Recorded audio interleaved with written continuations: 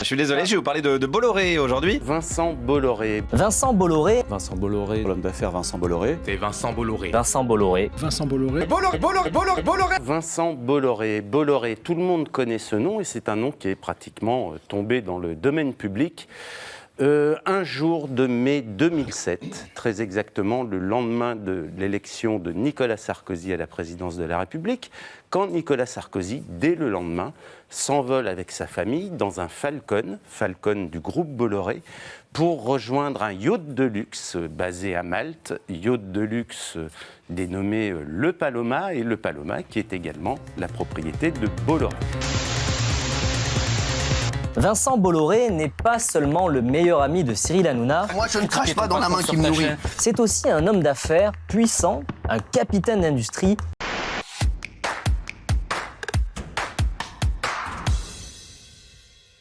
Bolloré Énergie, acteur majeur de la logistique pétrolière en France, est une BU au sein de Bolloré Transport et Logistique. Et un vrai mania des médias. C'est un homme qui s'est fait tout seul puisqu'il a pris très tôt la décision de naître au bon endroit, dans une famille de riches industriels, d'aristocrates. Vous voyez, il a vraiment le sens de l'anticipation. La seule question que je vais te poser, c'est est-ce que tu as des défauts? Ah oui, beaucoup. Cet homme, depuis plus de 30 ans maintenant, a construit pas à pas, bénéficiant d'appui dans le monde de la finance, dans le monde des affaires, dans le monde politique, un empire, l'empire Bolloré. Il est aujourd'hui à la tête d'un des très grands groupes médiatiques français, c'est l'agence Havas, c'est Vivendi, c'est également le groupe Canal+, et ses chaînes, parmi ces chaînes C8 et CNews. Et puis, c'est également ces journaux gratuits, et puis c'est également un empire que l'on connaît beaucoup moins, qui est logé dans plusieurs pays africains, où là, Bolloré contrôle des voies de chemin de fer, des centaines de milliers d'hectares de plantations, gère de nombreux ports et les principaux ports aujourd'hui de l'Afrique. Bolloré en Afrique, c'est des dizaines de ports, des chemins de fer, des transports routiers, de l'extraction minière, de tout ce qui se finit par Nioum, de la déforestation, du pétrole, des pins, des mugs, des autocollants et des tote bags. Il possède plus de trucs en Afrique que les Africains eux-mêmes. Tout ça, bien sûr, grâce à la corruption de chefs d'État africains, d'ingérence dans les élections. Entre la fin de l'année 2009 et le début de l'année 2010, il se trouve qu'on est en pleine campagne présidentielle au Togo, que le président sortant, Faure Gnassingbé, est dans une campagne, qu'il y a une opposition, et qu'à ce moment-là, eh bien, il y a un pacte qui va se jouer entre la présidence togolaise et le groupe Bolloré pour financer une partie seulement, des frais de communication du président sortant. Le groupe Bolloré, à travers l'une de ses filiales, SDV Afrique, va payer à peu près 300 000 € hors taxe de frais de communication. Fin 2009 à mai 2010, les différentes filiales du groupe Bolloré vont bénéficier d'avantages très importants, et notamment la construction d'un 3e quai sur le port de Lomé. On a un patron français de l'importance de M. Bolloré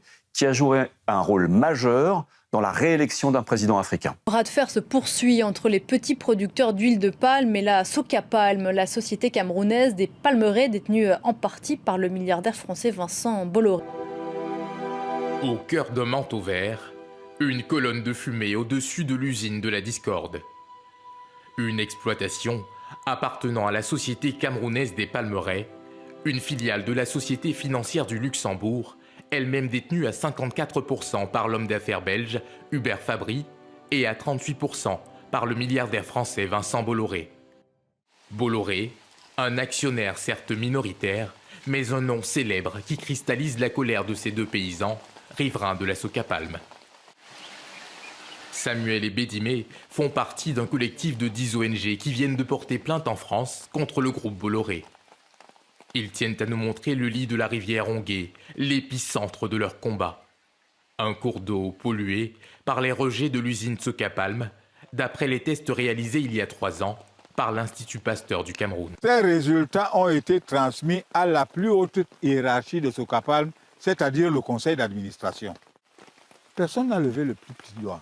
L'eau n'est qu'un aspect du conflit entre les riverains, la Socapalm et ses actionnaires, Hubert Fabry et Vincent Bolloré. L'île était la vigilance de mon père, tout ça se serait déjà pris. Quelques kilomètres plus loin, des paysans comme Élie mènent une autre bataille pour garder leurs terres.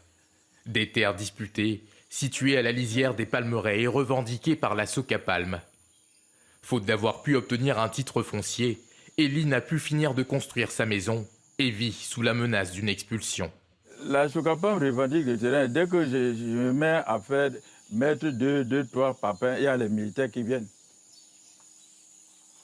Les militaires cassent. Bolloré Brown peut prendre tout le Cameroun. Et maintenant, nous, Mbodjo, nous allons rester où?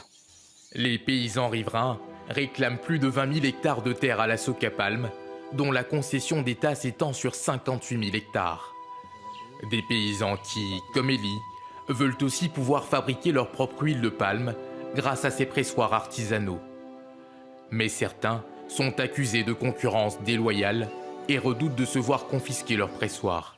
On ne veut pas accueillir les migrants, mais pour leurs ressources, il y a toute une logistique très efficace en place depuis Louis XIV. Aujourd'hui, il y a plus de bateaux pour apporter les marchandises que pour sauver des gens. Parce que la dernière fois qu'on a mis plus de noirs que de marchandises dans les bateaux, c'est parce que la marchandise, c'était les noirs.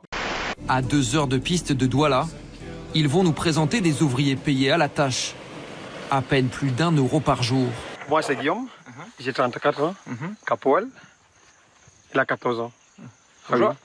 C'est le plus jeune. C'est ton matériel ou on te l'a donné? Toutes tes protections là, c'est... Non, c'est moi qui ai acheté.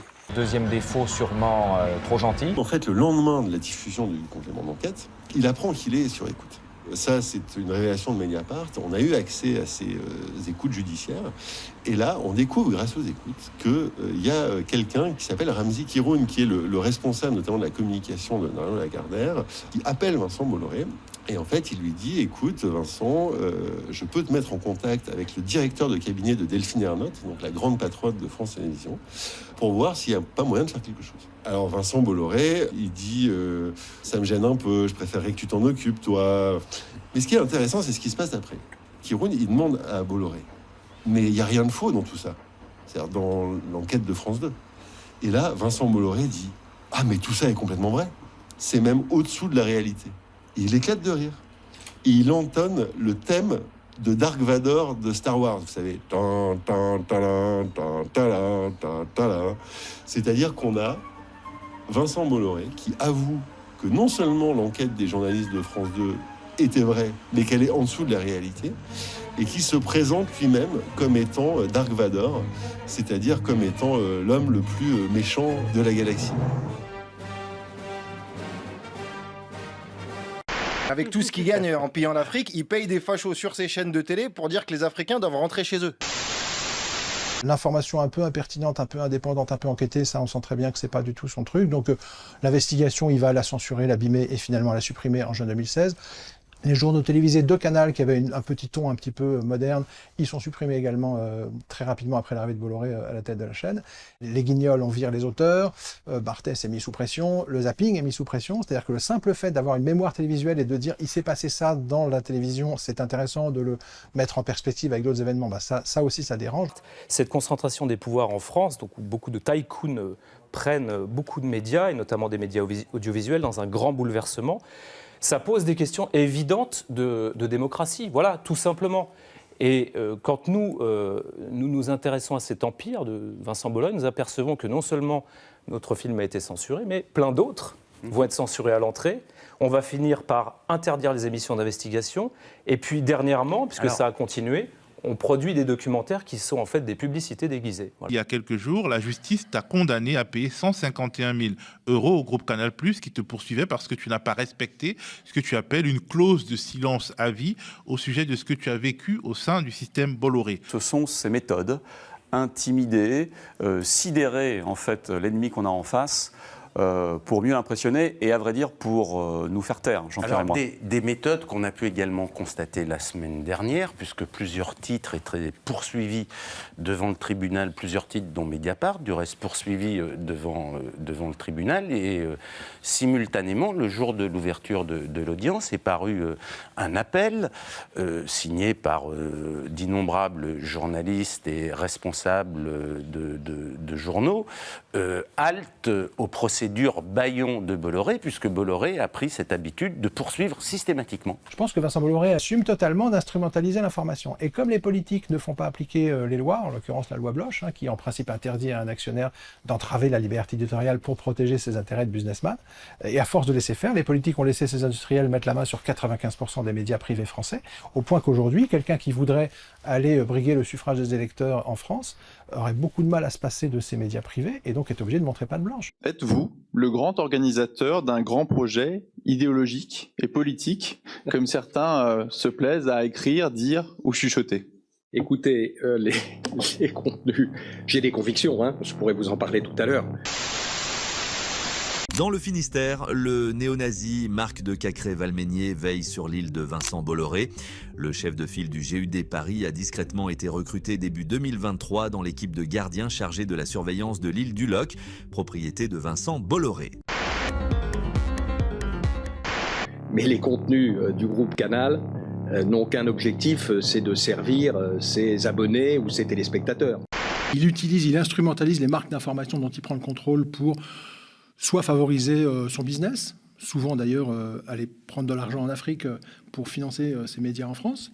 Donc il va utiliser ces marques pour soit faire plaisir à des potentats africains, soit l'aider à signer des contrats, soit publier des publi-reportages pour certains potentats africains parce que ça leur fait plaisir et que derrière il va avoir un contrat. Donc il instrumentalise complètement l'information, soit pour mener une espèce de combat civilisationnel, puisque Bolloré ne se cache pas de vouloir favoriser finalement une France catholique, voire une France de droite, peut-être même d'extrême droite, et même des fois on se demande si c'est pas une France blanche en fait qu'il voudrait promouvoir, puisque quand on maintient comme vitrine de sa chaîne d'information en tête de gondole quelqu'un comme Éric Zemmour qui pendant des années va avoir des propos qui vont l'amener à être condamné pour incitation à la haine raciale, en tant que vitrine d'une chaîne d'information, vous êtes condamné à plusieurs reprises pour incitation à la haine raciale. Quand vous maintenez quelqu'un comme ça en vitrine d'une chaîne d'information, eh bien c'est que vous souhaitez que cette chaîne incite les Français à la haine raciale. 25 mises en garde par le CSA. Quand votre patron il signe un chèque de 3,5 millions d'euros, il vous dit merci Cyril, c'est cool ce que tu fais. Il nous dit ni merci ni rien, il nous dit on est ensemble et on continue ensemble. L'argent est peut-être le nerf de la guerre parce qu'il permet d'acheter tous ces médias, mais ces médias ne sont pas forcément là pour être rentables. Ils sont là pour être alignés sur le projet politique de Bolloré. Ils sont là pour défendre ses intérêts aussi. Car Bolloré a un projet politique. Mieux que ça même, il est en mission. À chaque fois, je me dis, mais c'est ce sujet-là qu'on va aborder ? Qu'est-ce que je pourrais bien dire ? Je me tais. Dieu, tu prends les rênes. Ouais.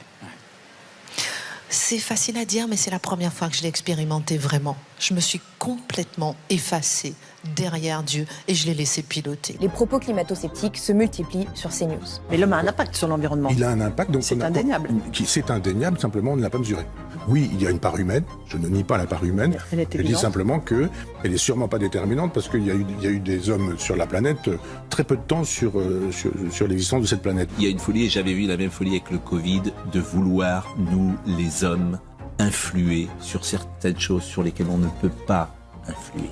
C'est-à-dire je ne suis pas sûr que l'homme puisse influer sur le climat.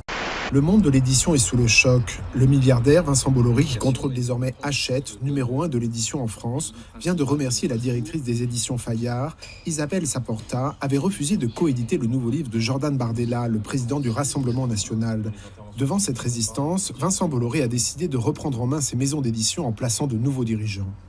Le but, c'est de faire rentrer ces auteurs de l'extrême droite, et notamment le livre de Jordan Bardella, qui est la figure en vogue aujourd'hui de l'extrême droite. Et c'est inquiétant parce que Fayard n'a pas du tout cette histoire-là, et parce qu'il s'agit finalement de normaliser la parole de l'extrême droite, les figures de l'extrême droite, par le biais d'une maison d'édition qui est totalement étrangère à cette histoire-là.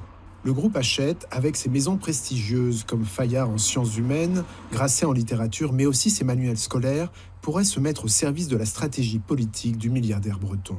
Vincent Bolloré veut faire gagner ses idées. Il veut une victoire culturelle, idéologique, politique. Dans cette stratégie, il y a plusieurs incarnations possibles. Parmi ces incarnations, l'une des plus visibles, l'une des plus jeunes, c'est Jordan Bardella, et qu'on est dans un moment où la volonté du groupe Bolloré, c'est de faire triompher cette figure. Les Français ont le sentiment, qui est sans doute vrai, que LFI est un parti infréquentable et extrémiste, et que le RN, c'est autre chose. Personne n'a l'ambition ou l'intention ou l'erreur d'essayer de faire des chaînes d'opinion. C'est pas dans l'objectif du groupe Vivendi Canal. Ça n'a pas d'importance, ça n'a pas d'intérêt. Il se fout de notre gueule, cet homme. Oui, il se joue de notre attentisme. Au Sénat, sous serment, il déclarait qu'il n'interviendrait pas dans la nomination des dirigeants des médias. Et que fait-il à peine quelques semaines, quelques mois plus tard? Il nomme le responsable de la condamnation de Valeurs Actuelles pour injure à caractère raciste à la tête du JDD. Geoffroy Lejeune dirigeait depuis 2016 le magazine Valeurs Actuelles. Ami d'enfance de Marion Maréchal, il a soutenu Éric Zemmour lors de la dernière élection présidentielle. Le jeudi 13 juin au soir, toute la grande famille de la droite et de l'extrême droite était conviée sur le plateau de Cyril Hanouna, qui avait organisé un dialogue passionnant entre Éric Ciotti, Sarah Knafo de Reconquête et Sébastien Chenu du RN, avec comme point d'orgue ce coup de fil passé en direct à Jordan Bardella. Vous avez fait quoi? Vous voulez rappeler Jordan Bardella ici? Bah appelez-le. Non mais vous avez pas votre téléphone? Bah non, moi j'ai pas mon téléphone, mais appelez-le. Vous voulez appeler Jordan Bardella sans rigoler? Allons-y. Vous voulez quoi? Vous voulez lui parler? Moi j'ai un truc à dire. Je me dis voilà, aujourd'hui on dit. C'est énorme. Si vous le faites ici, bah voilà, j'appelle Jordan Bardella. On est ouvert à la discussion. J'appelle Jordan Bardella. Bah voilà, on appelle Jordan Bardella. Qu'est-ce que vous voulez que je vous dise? Il faut voir une vision plus large de la lutte contre la concentration. Des grands groupes ne peuvent pas avoir finalement des quasi-monopoles sur toute la chaîne de construction de l'opinion publique. Si vous voulez, c'est pas seulement le problème d'avoir des journaux, c'est d'avoir des journaux, des chaînes de radio, des chaînes de télévision, des maisons d'édition, des entreprises qui s'occupent de gérer la publicité sur les différents médias, etc., etc. Il faut garantir le pluralisme. Une société qui n'a pas une information à peu près correcte, à peu près éthique, à peu près indépendante et si possible à peu près financée par les citoyens, à mon avis, c'est une société profondément malade. Ça ne sert à rien de parler pendant des heures avec des gens pour essayer de les convaincre s'ils sont abreuvés tous les jours par de la propagande qui leur vient de chaînes de télé manipulées par des industriels qui soutiennent le président. Comment voulez-vous que les gens soient correctement informés? Donc là, il y a un problème. La France est malade de sa mauvaise information. C'est extrêmement important d'assainir tout ça et de revenir à des médias beaucoup plus indépendants des grandes puissances d'argent, quoi.